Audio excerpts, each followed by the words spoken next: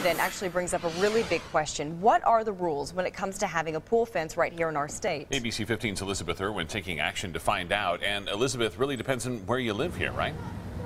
It does, Steve, but no matter where you live in our state, if your pool was built after 1991 and you have a child under 6 living in your house, you need to have some type of barrier. But it doesn't have to be your traditional pool fence that we're used to seeing and talking about.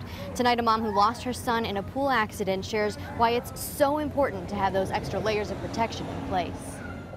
Always check the locks, the latch, even underneath to see if anything has been lifted up. Elisa Cazares never wanted to be an expert on pool safety, but she wants to make sure no other parent has to go through this. I was the one who discovered him in the pool. Her son Eric, just 2 years old, when he drowned in a backyard pool.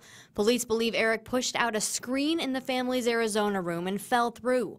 The pool backed right up to the house. According to some of the doctors, it said that he had broken his collarbone and he knocked himself out and slipped into the pool. Arizona has some pretty strict rules when it comes to pool barriers. If your pool was built after 1991, you're required to have something, but there are options.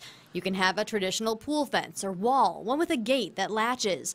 Or if your house has doors that self-close, that can count as a barrier too.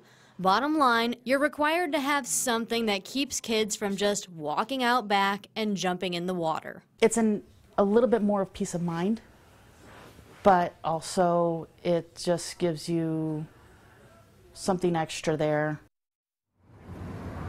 And something else to remember, doggy doors. It's way too easy for little ones to slip through there and crawl out back into the backyard. Now, every city in the valley has its own rules in addition to those state regulations, and we've made it easy for you to check out what's going on in your area. Just head to abc15.com. We've got all the info for you right there. And most importantly, always keep an eye on the kids. All of these things happen when the kids are out of sight for just a few seconds there. Thanks so much, Elizabeth.